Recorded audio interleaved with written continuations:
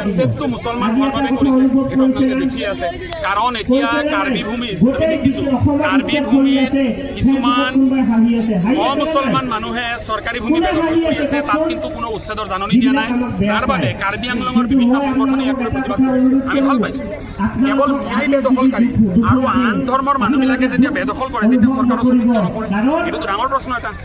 ৰাজনীতিটো ৰাজনীতিটো হিন্দু মুছলমানৰ আৰু এইটো RSSৰ প্ৰৰোচনাত ইয়াতে এটা গেৰুৱা শিবিৰৰ ভৃত্য বাহিনী আছে, তেওঁলোকে RSSৰ প্ৰৰোচনাত এটা গেৰুৱা এটা বলয় ইয়াত সৃষ্টি কৰিব বিচাৰিছে। উত্তৰ প্ৰদেশৰ আৰ্হিত গেৰুৱা বলয় এটা সৃষ্টি কৰিব বিচাৰিছে। গেৰুৱা বলয়ৰ অন্তৰ্ভুক্তিকৰণৰ চেষ্টা হৈছে। চৰকাৰৰ পুজবেক নীতিক আপুনি ঘৃণা কৰোঁ। চৰকাৰৰ পুজবেক নীতিত ঘৃণা কৰোঁ। পুজবেক মানে কি? পুজবেক মানে কি? মোক আপুনি ট্ৰান্সলেশ্যনটো কৰি দিয়ক। পুজবেক মানে পুজবেকটো মই কৈছোঁ আপোনাক। যদি কোনোবা এজনে বাংলাদেশৰ পৰা বা অইন দেশৰ পৰা সেই সীমা অতিক্ৰম কৰি অন্যায়ভাৱে প্ৰৱেশ কৰিবলৈ যত্ন কৰে, তাক খেদি পঠোৱা হৈছে, আমি সমৰ্থন কৰিছোঁ। সেইটো পুজবেক, সেইটো পুজবেক বুলি কয় আৰু সেইটো আইনী কথা। কিন্তু যদি আজি ভাৰতবৰ্ষৰ নাগৰিক কোনোবা মানুহক পৰিকল্পিতভাৱে ৰাতিৰ আন্ধাৰত উঠাই লৈ গৈ তেওঁক যদি সীমান্ত পাৰ কৰি দিয়াৰ চেষ্টা কৰি তাক যদি পুছবেক নাম দিয়া হয়, এইটো বেআইনী, এইটো গৰিহণাৰ, এইটো হ'ব নোৱাৰে। আৰু এইটো বেআইনী কাম, এইটো সকলোৱে ক'ব, ন্যায় ব্যৱস্থাই ক'ব, আৰু এইটো কাম হ'বলৈ দিয়া নহ'ব। এটা কথা আপোনালোকে জানে, বিগত সময়ছোৱাত পুছবেকৰ যিটো নীতি সেইটো আহৰণ কৰিবলৈ গৈ কিছুমান ভাৰতীয় মানুহক, মৰিগাঁৱৰ পৰা এজন শিক্ষক যিগৰাকী ৰিটায়াৰ্ড টিচাৰ, তেওঁকো তাৰ পৰা নি পেলাই ন' মেন্স লেণ্ডত ৰাখি থোৱা। কিয়? তেওঁলোককতো প্ৰমাণ দিব নোৱাৰিলে তেওঁলোক বাংলাদেশী বুলি। আৰে ভাৰতীয় নাগৰিকক ৰাজনৈতিক বাধা ল'বৰ বাবে কোনোবাই যদি পুছবেক নীতি লৈ সেই ভাৰতীয় মানুহক যদি খেদি পঠোৱাৰ কথা কয়, এই পুছবেক নীতি গৰিহণাৰ যোগ্য, কিন্তু বেআইনী। Thank U.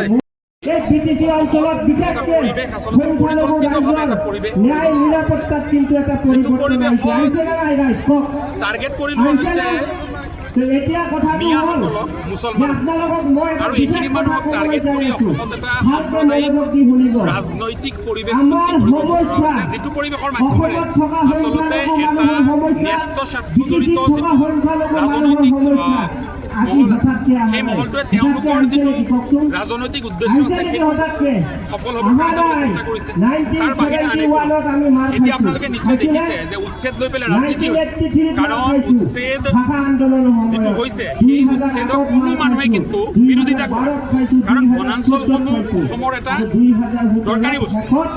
চৰকাৰী মাটি চৰকাৰক লাগিবই, কিন্তু বনাঞ্চলসমূহ উচ্ছেদ কৰাৰ নামত যদি কেৱল মুছলমানসকলক টাৰ্গেট কৰা হয়, কেৱল সংখ্যালঘুসকলক টাৰ্গেট কৰা হয়, তেতিয়ালৈকে মানি লোৱা নহ'ব।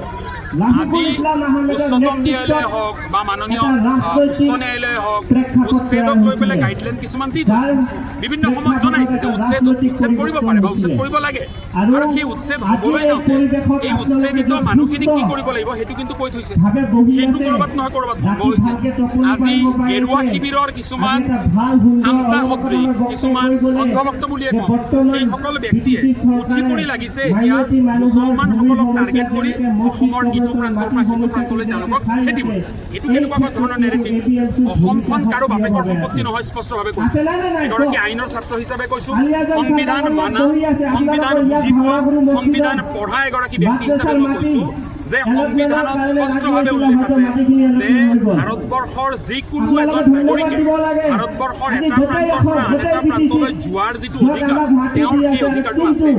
এজন ভাৰতবৰ্ষৰ নাগৰিকে ভাৰতবৰ্ষৰ যিকোনো প্ৰান্তত গৈ তেওঁ বসতি স্থাপন কৰিব পাৰে, কিন্তু এইটো কেনেধৰণৰ নেৰেটিভ যে মুছলমান মানুহখিনিয়ে অমুক জেগাত থাকিব নোৱাৰিব, মিয়া মানুহখিনিক অমুক জেগাত থাকিবলৈ দিয়া নহ'ব, এই অধিকাৰটো তেওঁলোকক কোনে দিয়ে?